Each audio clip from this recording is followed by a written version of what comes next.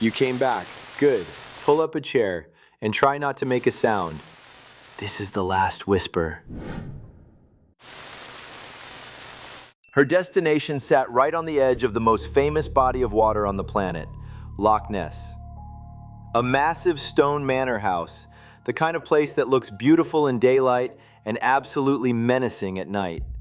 And this was night. The blackest kind. When the lightning cracked, it lit up the whole landscape for half a second at a time. The dark water churning, the broken trees bending in the wind, and across the loch, the old ruins of Urquhart Castle, just sitting there in the dark like a tombstone. Evie pulled up to the gate. 2 stone gargoyles flanked the entrance, and here's the unsettling part. They weren't shaped like the usual demons or angels. They were shaped like the monster. Long necks, sloped heads. The thing people had been chasing in that lake for 60 years was carved into the stone, watching her roll in. She grabbed a leather satchel from the trunk and walked up the gravel drive. Now, her grandfather used to tell her there was no such thing as bad weather, only bad clothing. He lived by that line right up until the day he died. She thought about him a lot on that walk because honestly, everything she was about to do, she was doing for him. 2 rooms on the ground floor had their lights on. One of them glowed with the red and green of a Christmas tree, flickering through the glass. And if you didn't know any better, it would have looked charming, festive even, like something off the front of a holiday card. But Evie knew better. She grabbed the iron knocker on the big oak door and banged it 3 times. Her grandfather had a name for that too. He called it the Devil's 3. Said evil always comes in 3s. Above the mailbox, there was a gold plaque bolted to the brick. It read, "The Ordained Society of Loch Ness Monster Hunters." The door opened, and there he was. A tall, bearded man in his 70s, wearing a tartan sweater and a flat cap. Handsome, in an old money kind of way. Think Sean Connery with a few more liver spots. And he smiled at her like she was his favorite niece coming home for the holidays. "Let's get you inside and out of the weather, young lass." The wind howled into the hallway behind her, and then the door slammed shut. Just like that, she was inside. He took her red raincoat and hung it on, get this, Nessie-shaped coat hooks. The whole place was decorated for Christmas, tinsel everywhere, green and red. But underneath all that holiday cheer, there was something rotten. Evie could feel it. And along every wall, carved right into the wood paneling, were images of that creature, leading her down the hall like a trail of breadcrumbs. He told her to make herself comfortable in the drawing room, said he had to make a quick phone call. And while he shuffled off in his slippers, moving way faster than a man his age had any right to move, Evie walked toward the lit room at the end of the hall. Every room she passed had shapes inside it. Shapes with eyes. She kept her head down and kept walking. The drawing room was something else. 8-foot Christmas tree with a Nessie head where the star should have been. A roaring fireplace. The smell of oak and leather and expensive cigar smoke. It looked rich. It looked safe. And it was neither. Because the walls in that room were a museum of obsession. Black and white photos, newspaper clippings, paintings, and in a few of the frames, what looked like dried strips of reptile skin. That's when he came in behind her. "It is Miss Gordon, I presume." "It's Miss Grant," she said. "Evelyn Grant. We spoke on the phone earlier today." For just a flicker, he looked thrown. Then the charm snapped right back on. "Very good. I'm Doctor Alistair McKendrick. I head the society." He shook her hand, and his swallowed hers completely. Now Evie was nervous. You could see it. Her fingernails were chewed down to nothing, her eye was twitching, but she was holding it together because she had a job to do, and she could not afford to fall apart in front of this man. What pulled her attention was a large painting on the wall. A massive gray-brown monster facing down a priest, and the priest didn't look scared, he looked furious, determined. "What's this painting supposed to be, Doctor?" And oh, he loved this. You could see it. The man lived to tell stories. "This," he said, "is where the monster's story begins. Saint Columba, an Irish holy man who came to Scotland in the year 563. He was out converting the Pictish tribes when, 2 years later, he came across a man being buried by the River Ness. The locals told him the poor soul had been half-eaten by a water beast. McKendrick leaned in. So Columba did something bold. He sent one of his own men to swim across that river as bait. And right on cue, the beast rose up out of the deep. But Columba wasn't afraid. He made the sign of the cross, and he commanded the monster to go back where it came from. And it did. Vanished. Never bothered the saint again. Evie turned around and realized he was standing right next to her. Too close! She stepped away. So it just left? The will of God made it so. The tribes thought they'd witnessed a miracle. And your society actually believes that story? He laughed. A dry, ugly little laugh. Absolutely not. The trouble with stories is that the truth dies out of them over time. That account of St. Columba wasn't even written down until 100 years after it supposedly happened. And then for centuries, nothing. Silence. No monster at all. The fire was hot. Evie could feel the sweat mixing with the rain still in her hair, but it wasn't the fire making her sweat. So when did the modern sightings start? The late 1800s. Reports of something large hurling itself into the water. But the truly interesting accounts, those came in the 1930s. In 1933, a couple named the Spicers swore a dragon-like creature crossed the road in front of their car, with a dead animal hanging from its mouth. A year later, a man on a motorbike claimed he nearly hit the thing on that very same stretch of road. He paused. The same stretch of road you drove in on tonight. And here's a detail that should make your skin crawl. That road was only paved in 1933. Before that, nobody had any reason to walk that close to the shore. The road brought people to the water's edge, and the sighting started the moment it did. Mind you, he went on, the written word is unreliable.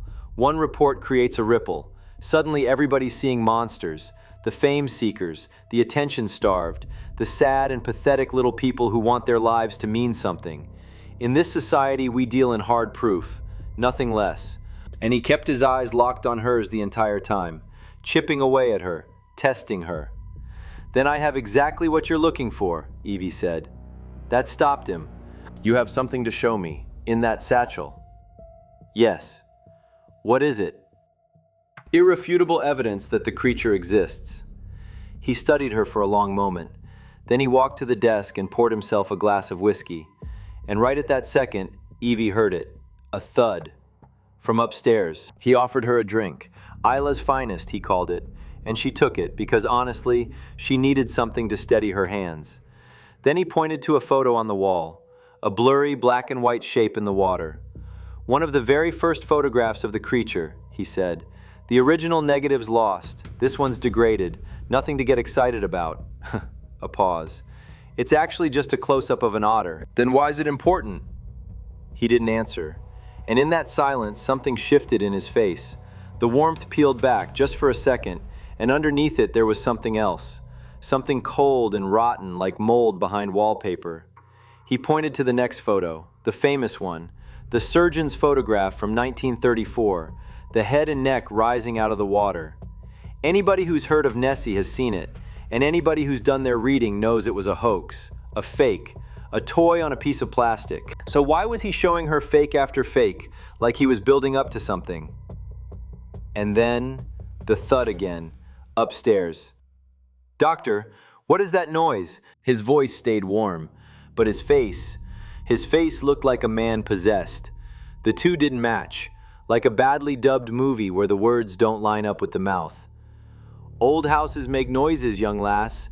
I promise you, you are completely alone here. Now, look at this next photo. And this one was different. It was in color, and it was crystal clear. On a stony beach right by the water, next to an ordinary wooden deck chair, was the creature. A huge, sloped head like a horse, with a wet brown mane, sharp, dog-like teeth, a long, muscular neck, the body of a walrus, bloated, blubbery, with massive diamond-shaped flippers. You could see the water glistening on its skin, and its eyes, black, dead, staring straight into the camera. Evie felt it in her bones, like the thing was standing right in front of her, looking down at her like she was a toy. This photograph exists nowhere else on Earth, the doctor said, dead sober now despite all that whiskey. You'll never see it in a newspaper. This is the only image of the real creature, and I think you already know that. Now, I want to see what made you drive all the way from London at this ungodly hour. Show me. So she opened the satchel, and she laid a single VHS tape on the oak table, in a beat-up cardboard sleeve. "What's on this tape was transferred from the original film," she said. "Undeniable proof." He picked it up, turned it over. "How old is this footage?" "Dr. McKendrick, this is the James Currie film." And for the first time all night, the old man looked spooked. Now, you need to understand what the James Currie film is, because the doctor tried to brush it off. He called it a myth, said Currie was invented by a desperate newspaper. According to the story, back in the 1930s, the Aberdeen Evening Express ran a piece about a bank manager named James Currie, who claimed he'd captured over 3 minutes of footage of the creature. He locked the film in a London bank vault and said he wouldn't release it until, and I'm quoting here, such matters were taken seriously. The problem? There was no record of any James Currie, no bank, no man. The whole article was riddled with holes.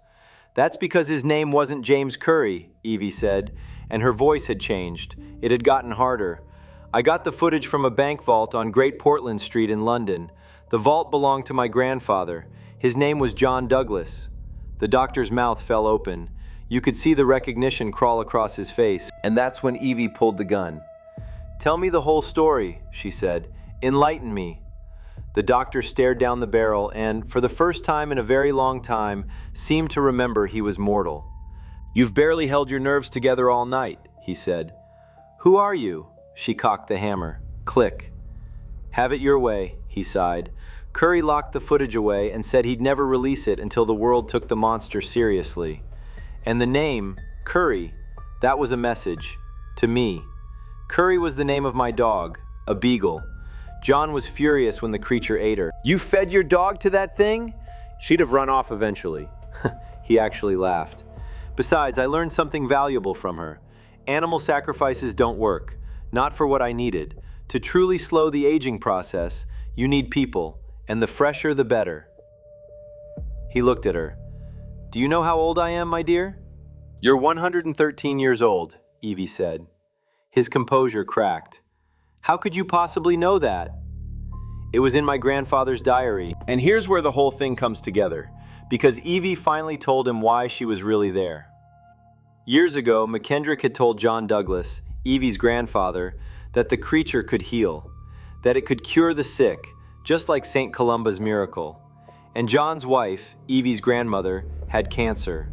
So McKendrick convinced him it was a healing ritual, a sacrifice that would save her life. It wasn't. It was murder. And John Douglas spent the rest of his life drinking himself to death over what he'd helped do. But before he died, he told his granddaughter everything. The footage, the diary, all of it. That's when McKendrick keeled over.